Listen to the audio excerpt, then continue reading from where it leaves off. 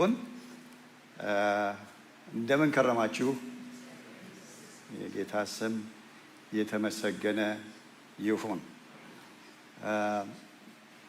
እስቲ ቆመን አንድ አዝማች ከምንማረው ትምህርት ጋር የተያያዘ አዝማች አለ። እሱን ዘምረን ወደ ቃሉ እንሄዳለን። በእውነት አሳድገን ጌታ ሆይ፣ በፍቅር በእውነት እግዚአብሔር ያሳድገን። ማደግ በእውነት ነው። እውነትን በማወቅ በእውነት እውነተኛ በሆነ ሕይወት እግዚአብሔር ያሳድገን። በእውነት አሳድገን፣ በእውነት አሳድገን ጌታ ሆይ፣ በእውነት አሳድገን። እግዚአብሔር ያሳድገን በእውነት። ሃሌሉያ።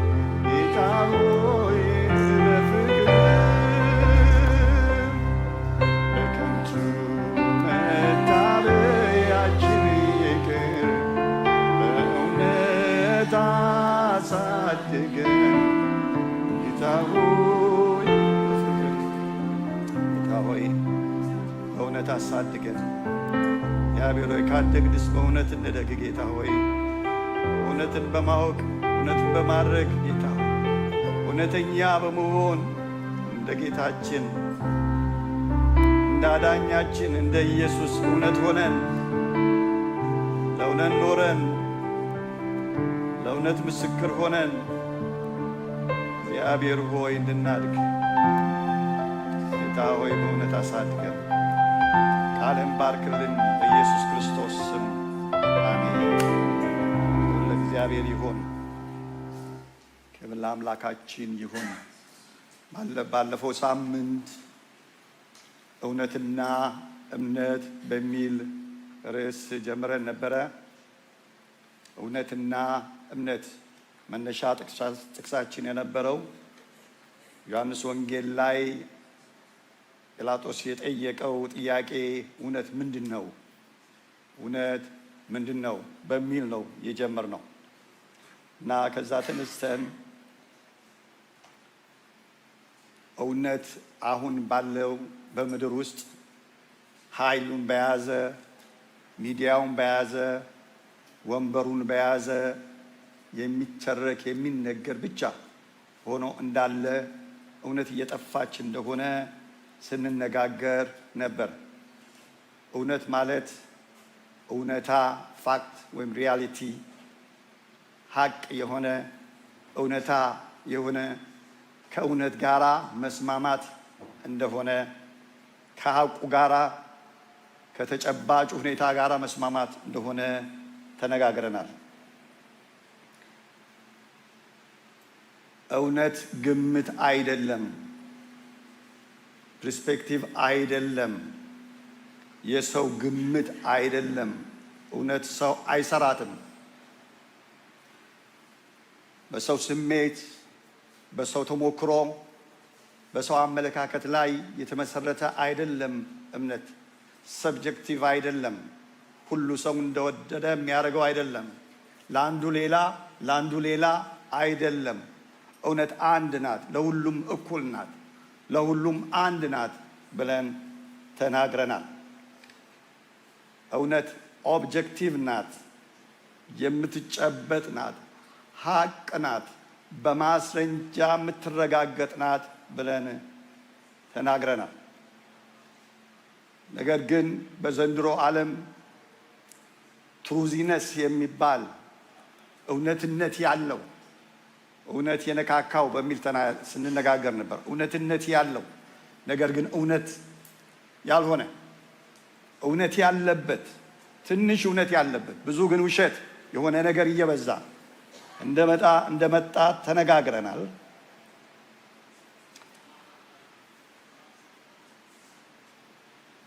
እውነት ምን አይደለም፣ እውነት ምንድን ነው ብሎ ጠየቀ። ነገር ግን እውነት ማን ነው? ቁስ ነው፣ የሚነካ ነው፣ የሚዳሰስ ነው። እውነት ፐርሰን ነው፣ እሱም ጌታ ኢየሱስ ክርስቶስ ነው ብለን ተነጋግረናል። ኢየሱስ ክርስቶስ እውነት ነው፣ ከእውነት አንዱ አይደለም። እውነት እሱ ብቻ ነው፣ ከእሱ ሌላ እውነት የለም ብለን ተነጋግረናል። እርሱ ሙሉ እውነት ነው፣ እርሱ ሁሉ እውነት ነው። ከሱ ውጪ እውነት የለም፣ ከሱ ሌላ እውነት የለም ብለን ተነጋግረናል። እውነትን የሚጠላ እንዳለ ሐሰተኛ የሐሰት አባት የተባለ ሰይጣን ዲያብሎስ እንዳለ ከእግዚአብሔር ቃል ዮሐንስ ምዕራፍ 8:44 ላይ አንብበናል። እውነት ግን ያለችው ጌታ ጋ ነው። ያ እውነት የሆነው ኢየሱስ ክርስቶስ እሱ ነው እውነትን ያሳየን። የእግዚአብሔር ሪያሊቲ ኢየሱስ ክርስቶስ ነው። ሐቁ ኢየሱስ ክርስቶስ ነው። እውነታው ኢየሱስ ክርስቶስ ነው። እውነት ሐቅ ነው ካልን እውነታ ነው ካልን እውነታው ኢየሱስ ክርስቶስ ነው ብለናል። የእግዚአብሔር ፕሮጀክት ደግሞ አንድ ነው። እርሱም ሰዎች እውነትን እንዲያውቁ ነው። አንደኛ ጢሞቴዎስ ምዕራፍ 2:3-4 ሰው ሁሉ እውነቱን እንዲያውቅ እውነት የሆነውን ኢየሱስ ክርስቶስን እንዲያውቅ እግዚአብሔር በዚህ ምድር ላይ ያለው ፕሮጀክት አንድ ነው። እኛ የምንኖርበት ፕሮጀክት አንድ ነው። እሱም እውነቱ እንዲታወቅ ነው ብለን ተነጋግረናል። እውነት የሆነው ጌታ ራሱን እንዴት ይገልጣል ብለን ስንነጋገር እውነት የሆነው ጌታ ራሱን የሚገልጠው በቃሉ ነው። እውነት በሆነው ቃሉ የእውነት ቃል ተብሎ ተደጋግሞ የተነገረው የእግዚአብሔር ቃል እሱ እውነትን ይናገራል። እሱ ስለ ኢየሱስ ይናገራል። እውነት በዚያ አለ። እውነት የሚናገር አንድ ነው፣ የእግዚአብሔር ቃል ነው ብለን ተነጋግረናል። ቃሉ በመጀመሪያ እውነት ነው ይላል የእግዚአብሔር ቃል። ስለ ቃሉ ሲናገር እሱ በመጀመሪያ እውነት ነው። በመጀመሪያ ስንነጋገር የእግዚአብሔርን ቃል ስናነሳ፣ የእግዚአብሔርን ቃል ስናወራ፣ ስንነጋገር መጀመሪያ ልናውቅ የሚገባን እሱ እውነት ነው። ከሁሉ በፊት እውነት ነው። ከሁሉም በላይ እውነት ነው ብለን ተናግረናል። በእውነት ቀድሳቸው ብሎ የተናገረው ቃልህም እውነት ነው ብሎ እንደተናገረ እውነት ይቀድሳል፣ እውነት ቃሉ ነው ብለን ተነጋግረናል። እዚያ ላይ ነበር ያቆምነው። ከዛ በኋላ የእግዚአብሔርን ቃል በተመለከተ ስንነጋገር መጽሐፍ ቅዱስ እውነት አለበት የሚሉ ትሩዚነስ ነው የሚሉ መጽሐፍ ቅዱስ ውስጥ እውነት አለ እንጂ ሁሉም እውነት አይደለም የሚሉ አስተማሪዎች በእግዚአብሔር ቤት ተነስተዋል። አዎ እውነት አለ፣ እውነትነት አለበት፣ ብንፈትሸው ይሄ እውነት ነው፣ ይሄኛው ግን አይደለም የሚባል ነገር አለበት ብለው የሚናገሩ አስተማሪዎች ተነስተዋል። እየመረጥን እናንብበው፣ ይሄኛው ለዚያኛው ዘመን ነው፣ ይሄኛው ለዚህኛው ዘመን አይሆንም፣ ስለዚህ እንደየፌናው እንደ ልካችን እንደ ሸሚዛችን እያሰፋን እንልበሰው፣ እንደሚያመቸን እናርገው፣ የሚያመቸንን የሚበጀንን ብቻ መርጠን እንውሰድ፣ ሌላው ግድ የለም ይቅር የሚሉ አስተማሪዎች በእኛም መካከል ተነስተዋል። ስለማይመቸን ለእኛ ስለሚቆረቁረን ብዙ ጊዜ የማናነሳቸው የእግዚአብሔር ቃላት አሉ። የእግዚአብሔር ቃል ክፍል አለ። ነገር ግን ዮሐንስ ራእይ ላይ መጽሐፉን የጀመረው መጽሐፉን ሲጨርሰው መንፈስ ቅዱስ መጽሐፍ ቅዱስ የተባለውን የጀመረው መንፈስ ቅዱስ መጽሐፍ ቅዱስን ሲጨርሰው እንዲህ ብሎ ነው የጨረሰው። በዚህ መጽሐፍ ማንም በዚህ ላይ አንዳች ቢጨምር እግዚአብሔር በዚህ መጽሐፍ የተጻፈውን መቅሰፍቶች ሁሉ ይጨምርበታል። ማንም በዚህ በትንቢት መጽሐፍ ከተጻፉት ቃሎች አንዳች ቢያጎድል በዚህ መጽሐፍ ከተጻፉት የሕይወት ዛፍና ከቅድስቲቱ ከተማ እግዚአብሔር እድሉን ያጎለዋል ብሎ ተናገረ።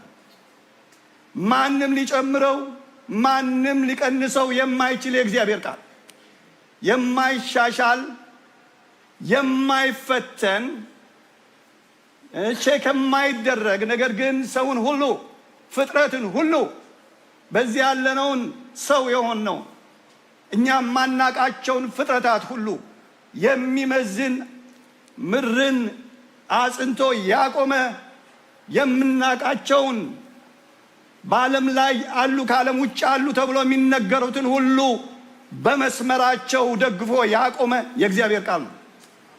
እሱ ከተለወጠ ነገር ይበላሻል። እሱ ግን አይለወጥም። የእግዚአብሔር ቃል አይለወጥም፣ አይከለስም፣ አይቀጥንም፣ አይወፍርም። እንዳለ ነው የሚቀረው። እግዚአብሔር የተመሰገነ ይሁን።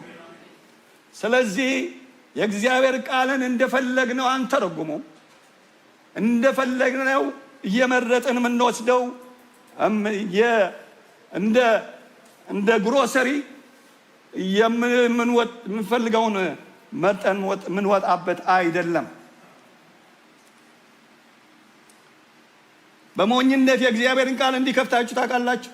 ጸልያችሁ ጌታ ሆይ ተናገረኝ ብላችሁ አውቃለሁ እንዳላችሁ።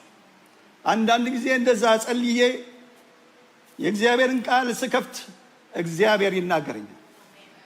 የሚናገረኝ ደግሞ አንዳንድ ጊዜ እኔ የማልፈልገው ነው። የሚደግፈኝን ቃል ስፈልግ እሱ ግን እውነት ይናገራል። እውነተኛ ነው የእግዚአብሔር ቃል። ክብር ለሱ ይሁን።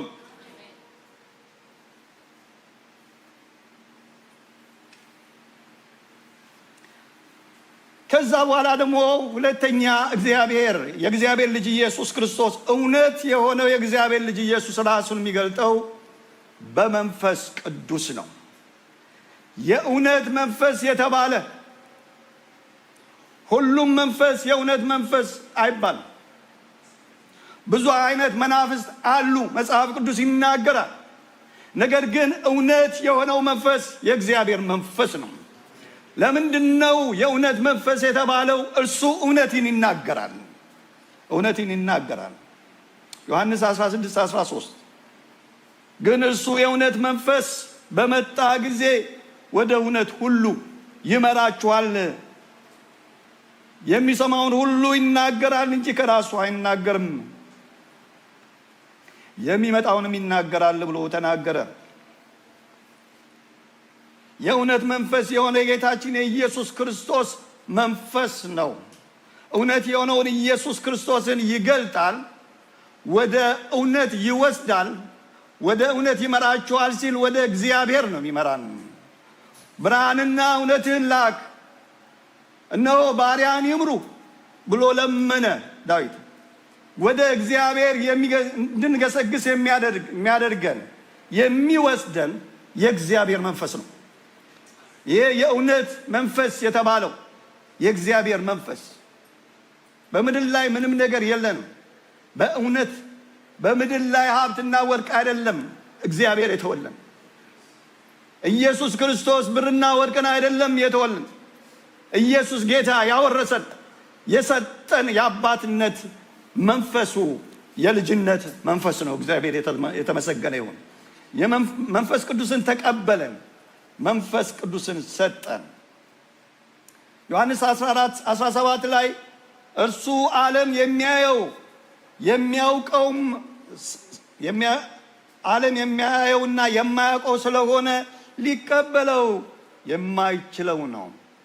የእውነት መንፈስ ነው። ነገር ግን በእናንተ ዘንድ ስለሚኖር በውስጣችሁ ስለሚሆን፣ ሃሌሉያ፣ በእናንተ ዘንድ ስለሚሆን በውስጣችሁ ስለሚሆን እናንተ ግን ታውቁታላችሁ።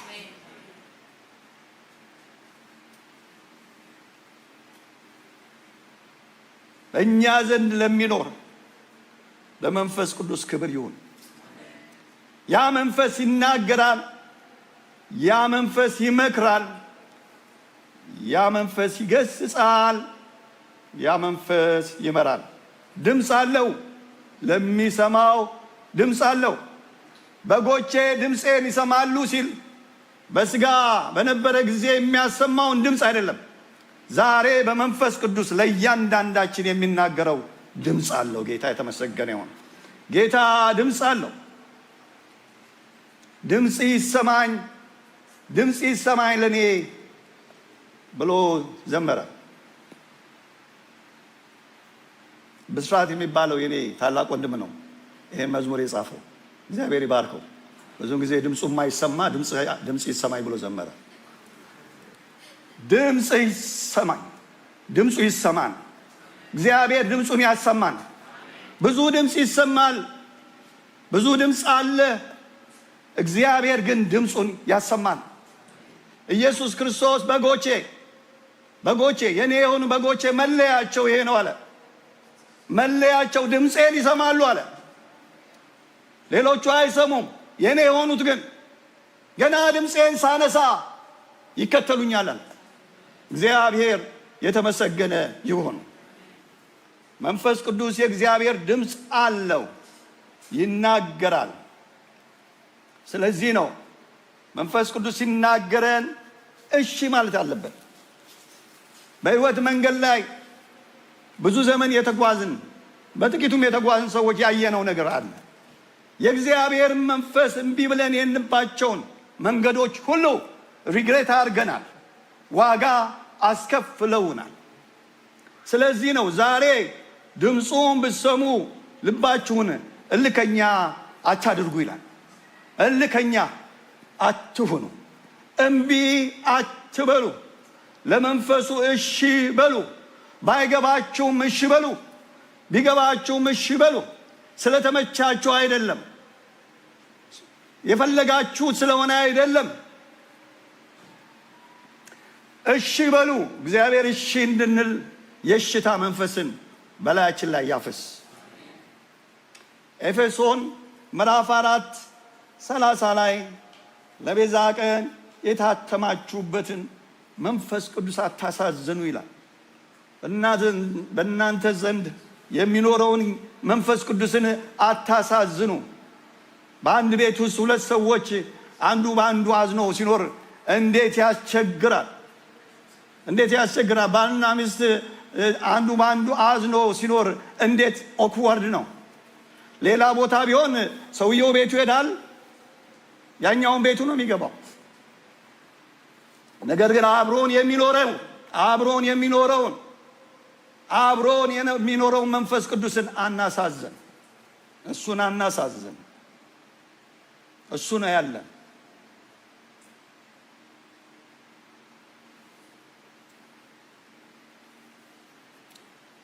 ወደ እውነት የሚመራን የእግዚአብሔር መንፈስ ነው። እኛ እውነትን ካላወቅን፣ እኛ እውነቱ ከጠፋን እውነቱን ማን ያሳየናል ለሚሉት እንዴት ልናሳያቸው እንችላለን? እንዴት እንችላለን? አንድ ጊዜ ወንጌላዊ ቢሊ ግርሃም አንድ ከተማ ለኮንፈረንስ ሄደው የኮንፈረንስ ሴንተሩ ጠፋባቸው እና መንገድ ላይ አንዱን አገኙትና እባክህ እንደዚህ የሚባለውን የኮንፈረንስ ሴንተር ታውቀዋለህ ወይ አሉት። አውቀዋለሁ ይከተሉኝ ብሎ ይመራቸው ጀመር። ከዛ መንገድ ላይ አንተ ይህን መንገድ እንደምታሳየኝ እኔ ደግሞ የመንግስተ ሰማያትን መንገድ ላሳይህ ብለው ወንጌል ጀመሩ። ሲጀምሩ ኧረ እባክህ ተውኝ፣ የምድሩ ጠፍቶት የሰማዩ ላሳይህ ይሉኛል።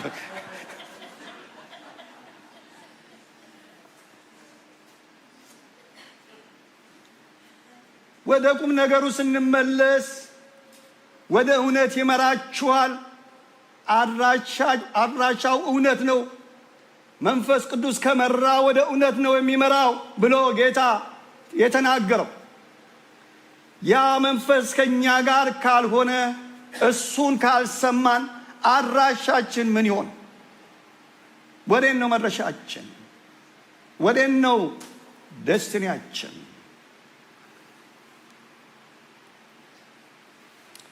እውነትና እምነት። ጌታችን ኢየሱስ ክርስቶስ እውነት ከሆነ፣ ቃሉ እውነት ከሆነ፣ መንፈስ ቅዱስ እውነት ከሆነ፣ እኛ የእግዚአብሔር ልጆች የተባልን በቃሉ የተወለድን በመንፈሱ ታትመናል የምንል እውነት እኛ ጋር እንዴት ናት? እውነተኛ ነን ወይ? እውነት አለን ወይ? በእኛ ዘንድ እውነት አለ ወይ? አማኝነን አውቃለሁ። ብዙዎቻችን አማኝነን፣ ብዙ ሰው አማኝነኝ ይላል። አሁን ኮመን ላንጉዌጅ ሆኗል በሀገራችን። አማኝነኝ፣ ዳግመኛ የተወለድኩ አማኝ ነኝ። ነገር ግን ታማኝ ነን ወይ? ዮሐንስ ወንጌል 4:24 ላይ እግዚአብሔር መንፈስ ነው፣ የሚሰግዱለት በመንፈስና በእውነት ሊሰግዱለት ይገባል። እግዚአብሔር በእውነት ይመለካል። እውነት ከሌለ አምልኮ የለም። እውነት ከሌለ ከእግዚአብሔር ጋር ህብረት የለም። እንዲያውም ከእግዚአብሔር ጋር ጥል ነው። እውነተኛ አምልኮ ከእውነተኛ ንስሐ ይጀምራል።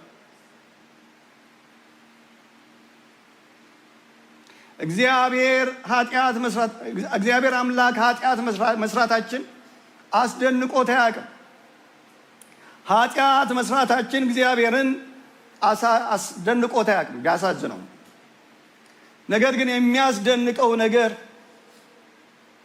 ኃጢአትን አድርገን እውነቱን አለመናገራችን ነው። አንደኛ ዮሐንስ 1:8 ኃጢአት የለብንም ብንል ራሳችንን እናስታለን፣ እውነት በእኛ ውስጥ የለም። ኃጢአት አላደረግንም ብንል ኃጢአተኛ እናደርገዋለን፣ ሐሰተኛ እናደርገዋለን፣ እግዚአብሔርን ሐሰተኛ እናደርገዋለን። ኃጢአት የለብንም ማለታችን እኛ ሐሰተኛ መሆናችን ብቻ ሳይሆን እግዚአብሔርንም ሐሰተኛ ማድረግ ነው ይላል መዝሙር 85:10 ላይ ምሕረትና እውነት ተገናኙ፣ ጽድቅና ሰላምም ተስማሙ ይላል። ምሕረትና እውነት አብረው ነው የሚሄዱ። ምሕረት ለእውነተኞች ነው። እውነት ከሌለ ምሕረት የለም። እውነተኛ ንስሐ ነው ምሕረትን ከእግዚአብሔር ዘንድ የሚያሰጠን።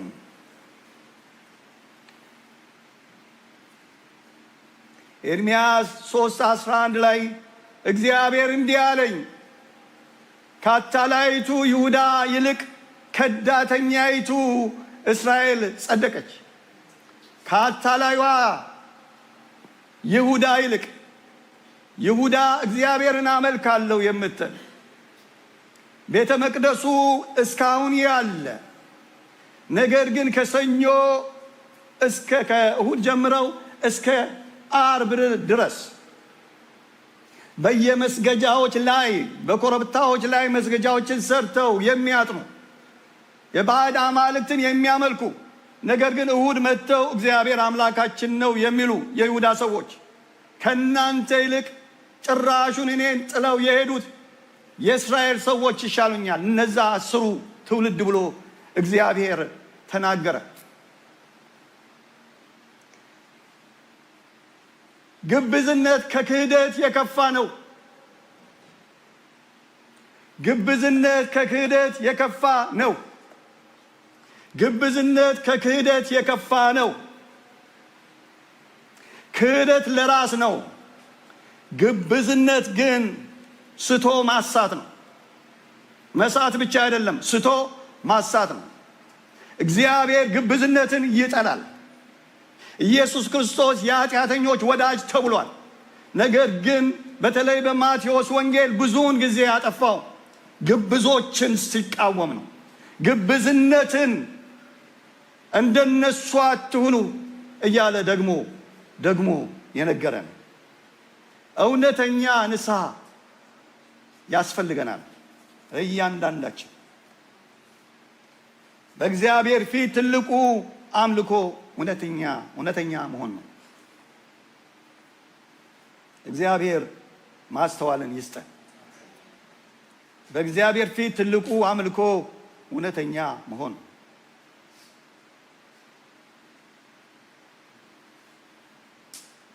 እውነት እምነት ሲሆን ነው እውነተኛ አምልኮ። እውነት እምነት ሲሆን ነው እውነተኛ አምልኮ። ታማኝ አማኝ ስንሆን ነው እውነተኛ አምልኮ። ያ እንዲሆን መጀመሪያ መስራት ያለብን ሐሳባችን ላይ ነው። ሐሳባችን ላይ ነው። እውነትም ሐሰትም የሚጀምረው ከውስጥ ነው፣ ከልብ ነው። ስለ ዲያብሎስ እንኳን ሲናገር እሱ ከውስጡ አለ፣ ከውስጡ ክፉን ሐሰትን ይናገራል። ከውስጥ ነው የሚወጣው። እውነተኛነት የሚጀምረው፣ እውነተኛ አምልኮ የሚጀምረው በግል ነው፣ በጓዳ ነው፣ በውስጥ ነው።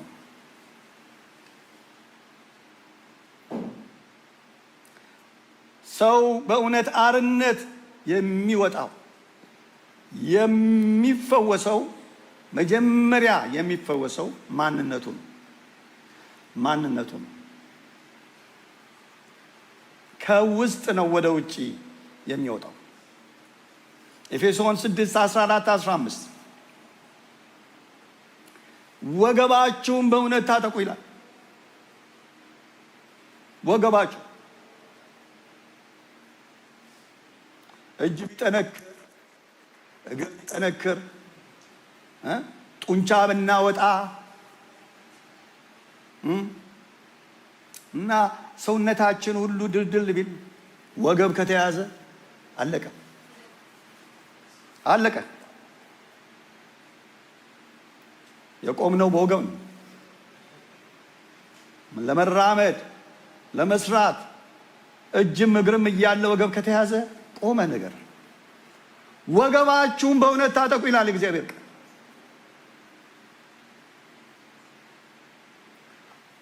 እሱ ላይ አጥብቁ ይላል የእግዚአብሔር ቃል። እውነት የታጠቀ አይረታም። ትልቁ ኃይለኝነት እውነት ነው። ትልቁ ኃይለኝነት እውነት ነው። እግዚአብሔር ማስተዋልን ይስጠን። ትልቁ ጥበብ እውነት ነው። ትልቁም ባለጠግነት እውነት ነው።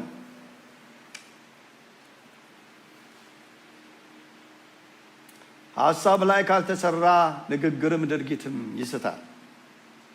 ፊልጵስዩስ ምዕራፍ 2 ቁጥር 5 ላይ በክርስቶስ የነበረው ይህ ሐሳብ በእናንተ ዘንድ ይሁን ይላል።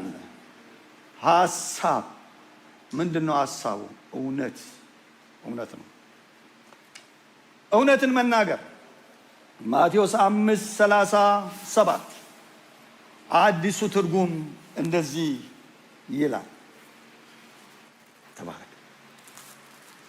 አዲሱ ትርጉም ላይ ነው የማነበው። ስለዚህ ስትነጋገሩ ቃላችሁ አዎን ከሆነ አዎ፣ አይደለም ከሆነ አይደለም ይሁን። አዎን አይደለም አትበሉ፣ አይደለምን አዎ አትበሉ። አዎ ከሆነ አዎ በሉ ይላል የእግዚአብሔር ቃል። እውነት መናገር አያስወድድም።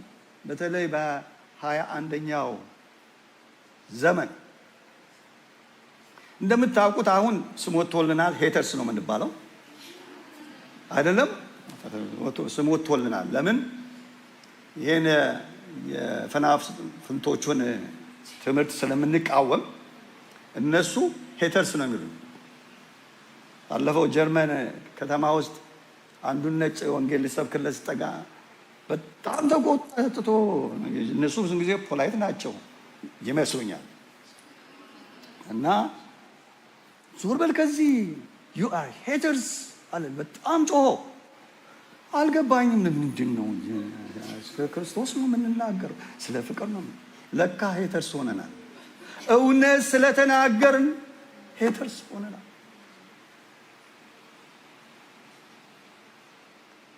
አብሮ ለመኖር እውነቱን አለመናገር፣ ስለ ፍቅር በስማም ይቅር እንደተባለው እስላሞች ስላሉ ሌሎች አማኞች ስለነበሩ ስለ ፍቅር በስማም ይቅር፣ ሳይጸልዩ መብላት ማለት ነው። በስማም ሳይባል ሁለተኛ ቆሮንቶስ 13:8 ላይ ለእውነት እንጂ በእውነት ላይ ምንም ለማድረግ አይቻልም፣ መቀበል ወይም አለመቀበል ነው እንጂ ምርጫው፣ እውነት አትለወጥም።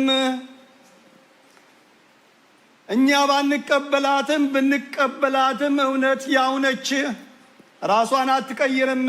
ለእኛ ብላ እውነት አትቀየርም። እኛ ብንቆምላት ባንቆምላት፣ ብንደግፋት ብንቃወማት፣ ብቻዋንም ብትሆን ትቆማለች እንጂ እውነት አትለወጥም። የሚሻለው የሚበጀው ራስንም ለማዳን ሲባል ከእውነት ጋር መቆም ነው።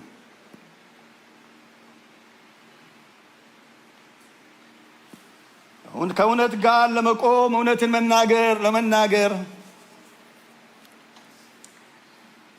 ለመናገር ከእውነት ጋር ለመቆም እንዴት እውነትን እንደምናቀርብ መጽሐፍ ቅዱስ ይናገራል። አባቶች እንደሚሉት ከአያያዝ ይቀደዳል፣ ከአነጋገር ይፈረዳል እንደሚባለው አነጋገር ያበላሸዋል። ኤፌሶን 4:15 ላይ ነገር ግን እውነትን በፍቅር እየያዝን በነገር ሁሉ ወደ እርሱ ራስ ወደሚሆነው ወደ ክርስቶስ እንደግ። ዕቃ ልንገዛ ስንገባ ላስቲክ እንድንገዛ ወይም ይደረጋል ወይም ይሰጡናል እና ላስቲኩ መያዣ ነው። ልንገዛ የሄድነው ሌላ ነው። ልንገዛ የሄድነው ላስቲኩ ውስጥ ያለው ነው እና ነገር ግን ላስቲኩን ይዘን ነው የምንመለሰው። ለምኑ ስንል? ለዕቃው ስንል፣ ዕቃውን ለመያዝ። መጽሐፍ ቅዱስ ፍቅር የእውነት መያዣ ነው የሚለው። እውነት ከሌለ ፍቅር አይጠቅምም። እውነት ከሌለ ምንድን ነው የሚያዘው? ምንድን ነው የሚጠበቀው? እውነትን ነው እኮ በፍቅር የምንይዘው። እውነት እኮ ከፍቅር ይበልጣል። ዓለም እኮ ፍቅርን አትጠላም። ዓለም የምትጠላው እውነትን ነው። እውነት ከሌለ ምኑ ነው የሚያዘው? በቤተ ክርስቲያንም ውስጥ ፍቅር ፍቅር ፍቅር ሲባል እንሰማለን። ነገር ግን ያ ፍቅር እውነትን ይዟል ወይ? የፍቅር መያዣ ነው ወይ? ወይስ ላስቲክ ልንገዛ ገበያ ወጣን?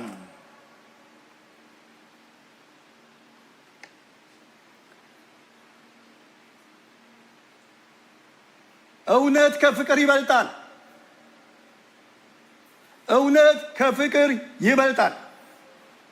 እውነት ከሌለ ፍቅር የለም። መጀመሪያ በእውነት ላይ እንስራ። እውነተኛ ፍቅር በማዕከላችን ቢሆን፣ በትዳር ውስጥ ቢሆን፣ በጓደኝነት ቢሆን፣ በቤተ ክርስቲያን ቢሆን እውነተኛነት።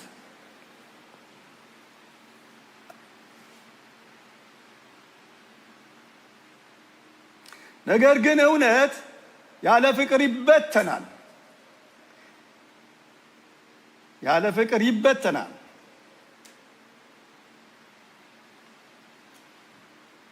ያለ ፍቅር የሆነ እውነት ይበትናል። ያለ ፍቅር የሆነ እውነት አያስማማም፣ ያጠፋል፣ ህብረትን ያጠፋል። ቆላስይስ ምዕራፍ 3:14 ላይ በነገር ሁሉ፣ በአዲሱ ትርጉም ይመስለኛል፣ በድሮ ትርጉም ነው፣ በአዲሱ ማነባዋለሁ። በእነዚህም ሁሉ ላይ የፍጻሜ ማሰሪያ የሆነውን ፍቅርን ልበሱት ይላል በድሮ ትርጉም። በአዲሱ ትርጉም በእነዚህ ሁሉ ላይ ሁሉም በፍጹም አንድነት የሚያስተሳስረውን ፍቅርን ልበሱት። የተፈቻ ሆኖ ተበታትኖ እንዳይቀር ለየብቻ እንዳንሆን በፍቅር እውነትን ያዙ። እውነት የሆነው ጌታችን ኢየሱስ ክርስቶስ በፍቅር ታስሮ በመስቀል ላይ ዋለ።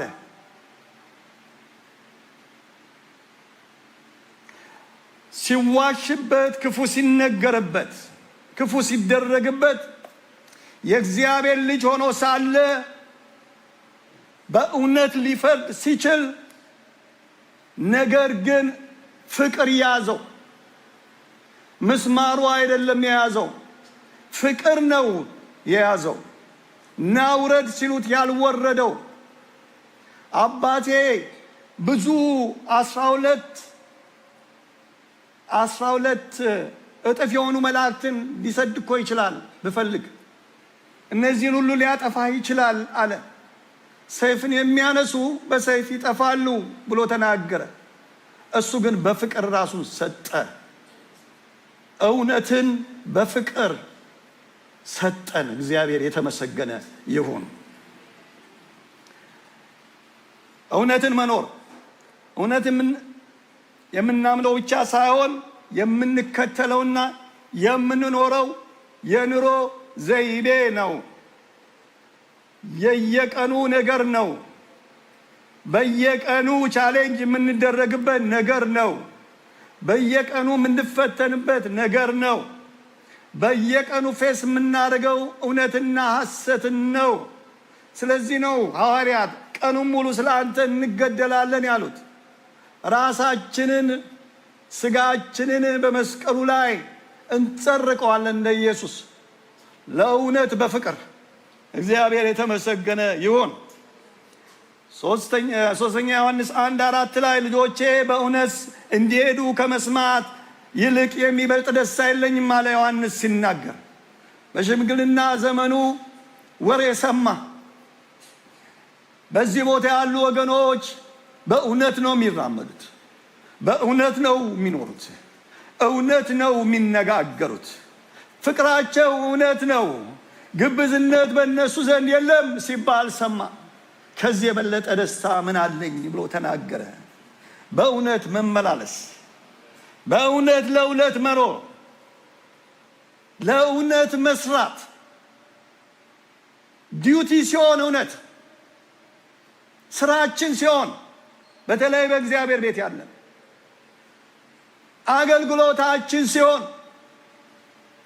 አገልግሎታችን ሲሆን ከመስበክ በላይ ከመዘመር በላይ ከሌሎቹ አገልግሎቶች በላይ እውነት የኛ ስራ ሲሆን እግዚአብሔር ይሄን ያደርግልን።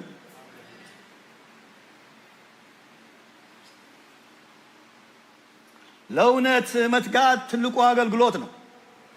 አንደኛ ጴጥሮስ 1:22 ለእውነት እየታዘዛችሁ ግብዝነት ለሌለው ለወንድማማች መዋደድ ነፍሳችሁን አጽንታችሁ እርስ በርሳችሁ ከልባችሁ አጥብቃችሁ ተዋደዱ ይላል። ለእውነት እየታዘዛችሁ ኦቤይ ትሩዝ ሰርቭ ትሩዝ ነው የሚለው።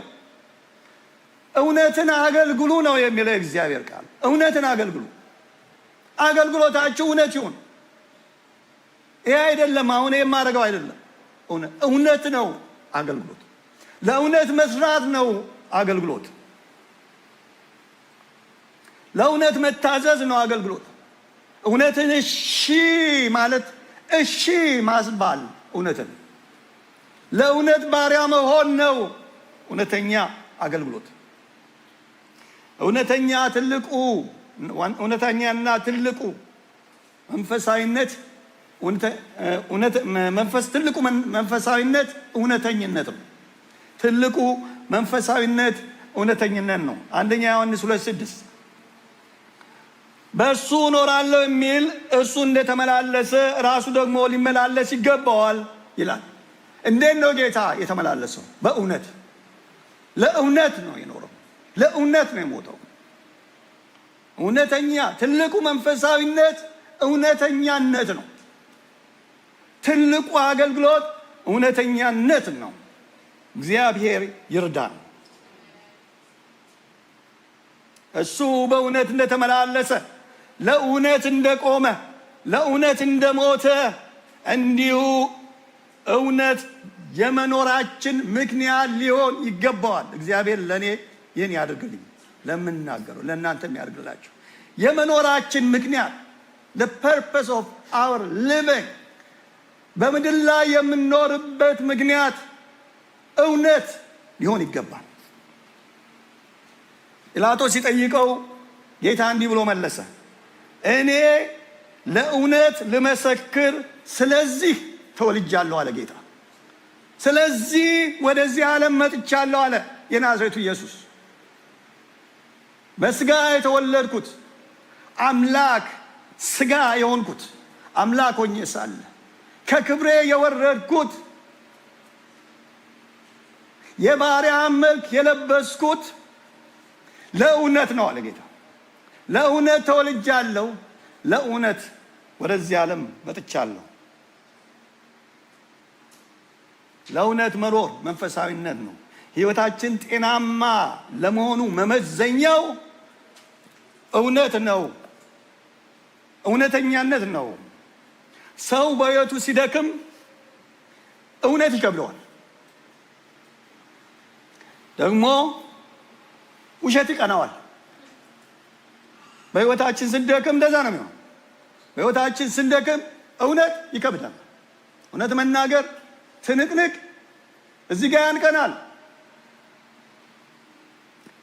ሕይወታችን ሲበረታ ደግሞ ውሸት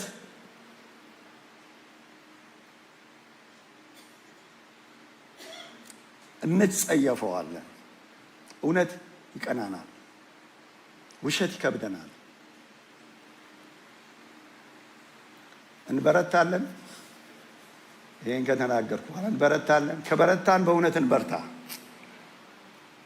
ገላትያ 5:7 ሙቀቱ ትንሽ ከበድ እንደሚል አውቃለሁ፣ እየጨረስኩ ነው። በመልካም ትሮጡ ነበረ፣ ለእውነት እንዳትታዘዙ ማን ከለከላችሁ አለ። እዚህ ቦታ ላይ እንድታዩ የፈለግኩት የገላትያ ሰዎች ችግር ውስጥ የገቡት መቼ ነው? እውነትን መታዘዝ ሲያቆሙ፣ እውነትን እንዲናይ ሲያረጉ፣ እውነትን ሲያስወጡ ከመካከላቸው እውነቱን መካድና መሸሽ በጀመሩ ጊዜ ነው። እውነት ከሌለ ጤና የለም። በእግዚአብሔር ቤት ውስጥ ስንኖር ስንመላለስ ስራችን፣ አገልግሎታችን ሊሆን የሚገባው እውነት ነው። ዋና ልንይዘው ልንጠብቀው የሚገባ እውነት ነው። አንደኛ ጢሞቴዎስ 3:15 ብዘገይ በእግዚአብሔር ማደሪያ ቤት በእግዚአብሔር ማደሪያ ቤት መኖር እንዴት እንደሚገባ ታውቅ ዘንድ ጽፍልሃለሁ። ቤቱም የእውነት አምድና መሰረት የሕያው የእግዚአብሔር ቤት ነው አለ። የእውነት አምድና መሰረት ነው። የእግዚአብሔር ቤት አምድና መሰረት መጀመሪያ ነው የሚሰራው። ከዛ በኋላ ነው ሌላ የሚገነባው። ሁሉ የጌጠው ከላይ ከታች ከጎን ያለው ሁሉ በአምዱ ነው የቆመው። የእግዚአብሔር ቤት መሰረት እውነት ነው። እውነትን ተሸክሞ የያዘ እውነትን ያቆመ የእግዚአብሔር ቤት ነው። ቤተ ክርስቲያን የእውነት ምሰሶ ናት። የእውነት ምሰሶ ናት። እውነት እንዳይወድቅ፣ እውነት እንዳይጠፋ፣ እውነት እንዳይካድ ለእውነት የቆመች ለእውነት የምትኖር ለእውነት የምትሞት ናት። እውነት ሌላ ቦታ ቢጠፋ፣ እውነት ሌላ ቦታ ቢደበቅ፣ እግዚአብሔር ቤት ግን እውነት ሊነገር ይገባዋል። በእግዚአብሔር ቤት ግን እውነት ሊኖር ይገባል።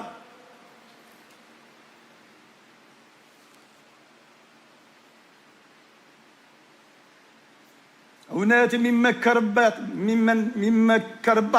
እውነት የሚነገርባት፣ እውነት የሚከበርባት ነች። የእውነት መሰረት፣ የእውነት አምድ ነች።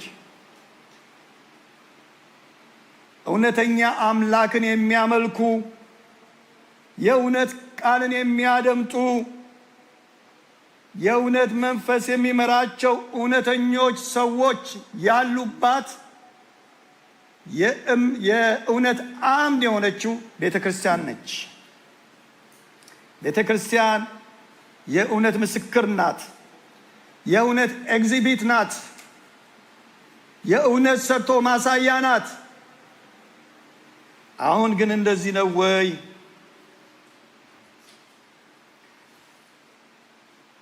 ቤተ ክርስቲያን ሀብት ባይኖራት፣ ወርቅና ብር ባይኖራት አይደንቅም። እውነት ግን አላት። ሰው ቤተ ክርስቲያን ሲመጣ ዘንድሮ እንደሚሰበከው ሀብታም አይሆንም።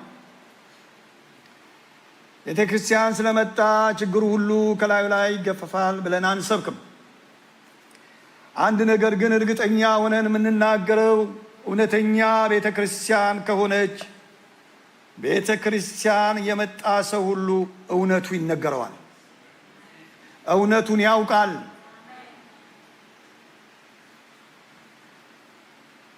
ብዙ ቦታ የተፈራ እውነት የሚነገረው እግዚአብሔር ቤት ውስጥ ነው። ዛሬ ቤተ ክርስቲያን እንዴት ነች? የእውነት አምድ ናት። እችን ብዙ ወገኖች እየለፉ እየደከሙ የለፋንም እየደከምንም ያቆምናትን አቤኔዘር የምትባል ቤተ ክርስቲያን የእውነት አምድ እናርጋት። አዎ እግዚአብሔር ቆንጆ ቤትን ሰጥቶናል። እግዚአብሔር ይመስገን። የተባረኩ አገልጋዮች በመካከላችን አሉ። እግዚአብሔር የተመሰገነ ይሁን። ነገር ግን ከሁሉ በላይ ዋች ልናደርግ የሚገባው፣ ልንጠብቀው የሚገባው፣ ዘብ ልንቆምለት የሚገባው እውነት በመካከላችን መሆኑ ነው። በእውነት መዋደዳችን ነው። እውነትን መነጋገራችን ነው። በዚህ መድረክ ላይ እውነት መነገሩ ነው። እውነት መዘመሩ ነው። እግዚአብሔር ይህን ያደርግልን። እንቆማለን። እግዚአብሔር ይባርካችሁ።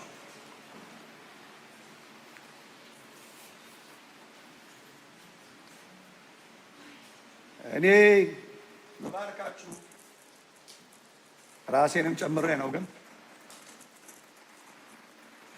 እናንተም አሜን በሉ። እውነት ከሌለው እምነት እግዚአብሔር ይታደጋችሁ። እግዚአብሔር አማኝ ብቻ ሳይሆን ታማኝ ያደርጋችሁ። ምሳሌ 23:23 እውነትን ግዛ አትሽጣት። እውነትን ግዛ አትሽጣት። እውነትን ግዛ አትሽጣት። ውድም ብትሆን እውነትን ግዛ። ዋጋ ቢያስከፍልህም እውነትን ግዛ። እውነትን ግዛ አትሽጣት። የሰማይ አምላክ እግዚአብሔር ሆይ በፊትህ አለን። እባክህ እውነተኞች አድርገን። መንፈስ ቅዱስ ሆይ አንተ የእውነት መንፈስ እነሆ በሕይወታችን እግዚአብሔር ሆይ በክብርህ በኃይል ተገለጽ። ለእውነት ምስክር አድርገን ጌታ ሆይ ውስጣችንም አንደበታችንም እውነትን ይናገር ጌታ ሆይ። አገልግሎታችን እውነት ይሁን ጌታ ሆይ። ለእውነት ምስክር አድርገን ጌታ ሆይ። ለእውነት የምንኖር አድርገን ጌታ ሆይ። ለእውነት ምንሞት አድርገን ጌታ ሆይ። ጌታ እግዚአብሔር ሆይ በእውነት ከባረከን እውነትን እንድንይዝ አድርገህ ባርከን። ስለ ቃል ተመስገን። አይንጠቀው ክፉ ከውስጣችን አይወሰደው። የተዘራው ይብቀል ጌታ ሆይ። እባክህ ሰማነው ቃል እኔም ተናጋሪው ሰሚዎችም ጌታ ሆይ የምናደርገው እግዚአብሔር ሆይ እነሆ ሰው ፊትን አይቶ መስተዋት እንደ መስተዋት ዞር እንደሚል ኋላ እንደሚረሳው አይሆንብን። ቃሉን ጌታ ሆይ ሰምተናል፣ እንድናደርገው እርዳን። ክብር ሁሉ ለስምህ ይሁን። ክብርና ምስጋና ለእግዚአብሔር እንስጥ።